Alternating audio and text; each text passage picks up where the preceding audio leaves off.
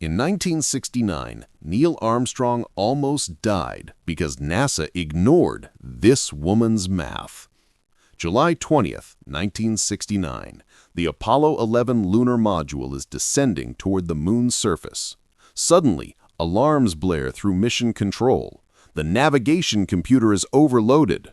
Armstrong has seconds to decide whether to abort the most important mission in human history.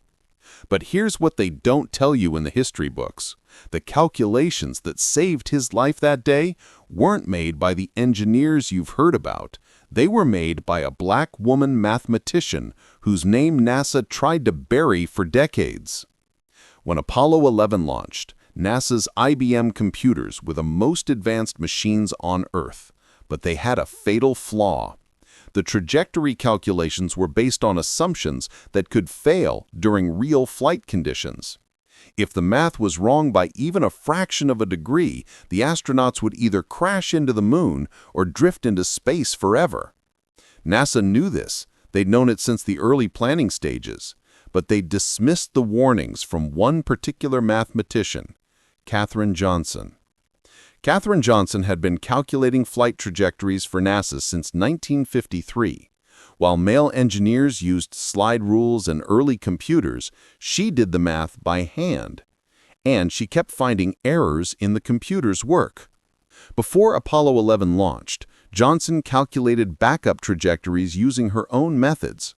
She accounted for variables the computers missed: the moon's irregular gravitational field, the Earth's rotation during flight, and the precise fuel consumption rates. She worked for weeks, checking every number 3 times. Then she did something unprecedented. She demanded that astronaut John Glenn review her calculations personally.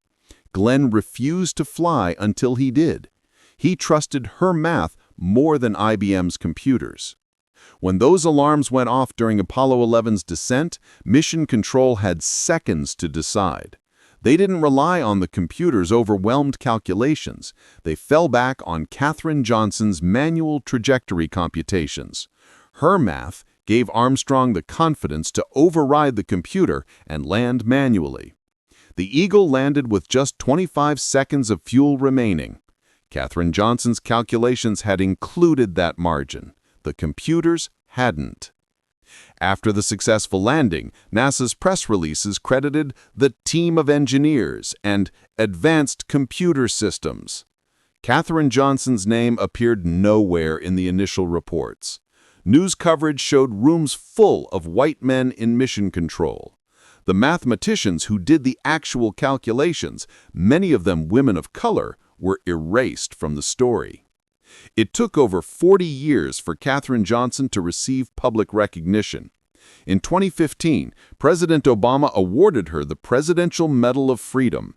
In 2016, the film Hidden Figures finally told her story. But by then, generations had grown up believing the moon landing was achieved by computers and male engineers alone. Today, NASA's Katherine G. Johnson Independent Verification and Validation Facility is named in her honor. But the damage was done. How many young women never pursued mathematics or engineering because they never saw themselves in the space program's history? Katherine Johnson died in 2020 at age 101.